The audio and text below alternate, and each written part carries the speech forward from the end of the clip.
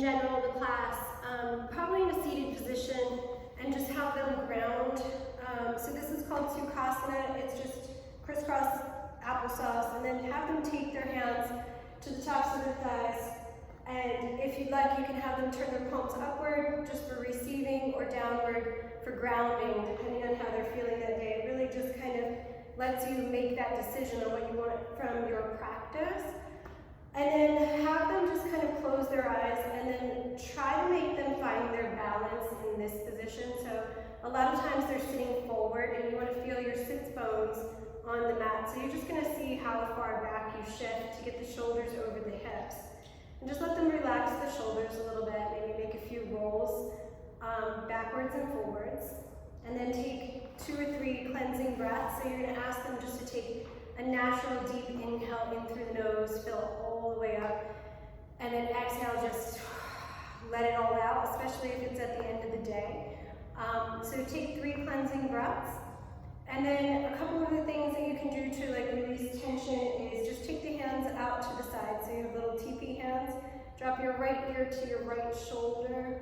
And then you can just kind of guide your hand over to the right, just underneath the jawline, and that helps to release tension in the neck. And then take it to the opposite side. Good. And then have them inhale, lift up nice and tall so you elongate the spine. And then twist just to the left, taking your right hand to your left knee. And just look over the shoulder. And this is just stimulating the spine so it gets to be warming up some of the nerves to start to move through the rest of the practice. So take it to the opposite side. And once you kind of just warm up the spine, another one that I like to do is take the arms up overhead and flip the palms. It stretches into the shoulders. And they can even drop their head back here. Good. And then from there, you're just going to take them into a child's pose, which is a very grounding position. Their toes are going to be together, their knees are going to be far apart, and they're going to push their hips towards the heels. They don't have to touch the hips to the heels, and then they're just going to take their head down, so their head will touch the mat. And they can actually take their hands back behind them. They can turn their head from side to side. And I would keep them here for maybe 3 or 4 breaths. And in yoga, breaths are the inhale and exhale. So if we say 3 or 4 breaths, it's both the nice long inhale and then the exhale. And then from that child's pose, if they're in a passive position, have them take their hands forward and walk their hands forward.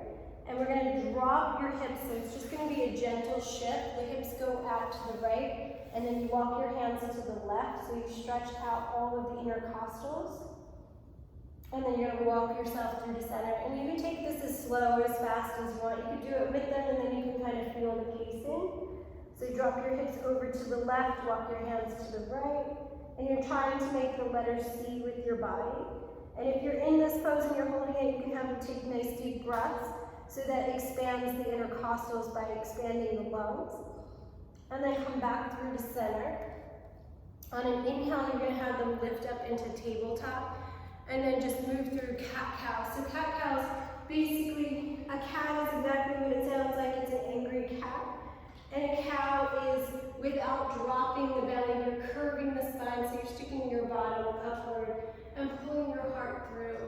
And then exhale into your angry cat, your Halloween cat, and you're pushing the floor away, rounding the spine. So when we move in this is a very common warm-up. We move with our breath. So it doesn't matter if you inhale or exhale. In this position, you just want to have one breath, one movement. So I'm inhaling here, pulling my heart through, and I'm exhaling here. Okay? And so you can do maybe 15 breaths of these, and it just helps to curve the spine, move the energy along the spine. And then have them come to a neutral tabletop position. And this starts to stretch into the shoulders. It's called thread the needle. So you're going to reach your right arm out to the right, thread the needle, so your cheek's going to come onto the mat. And you're just going to let them be in this position for a few breaths. Their hand can extend or come upward or touch out to the side.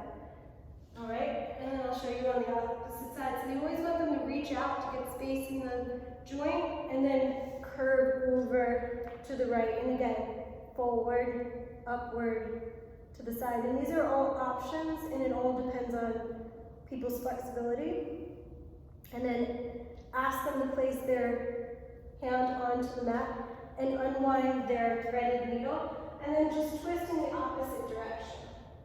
And then come back through to center. Another really good exercise, having them down onto the mat. I like to have the exercises on the mat, take them off the mat, and then slowly bring them back down to the mat.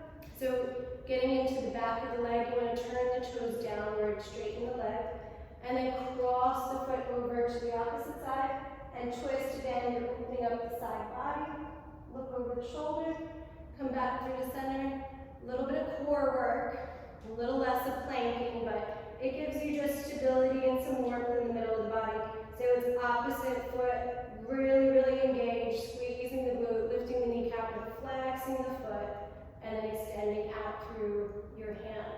And then you can also, if you really want to, this really isn't too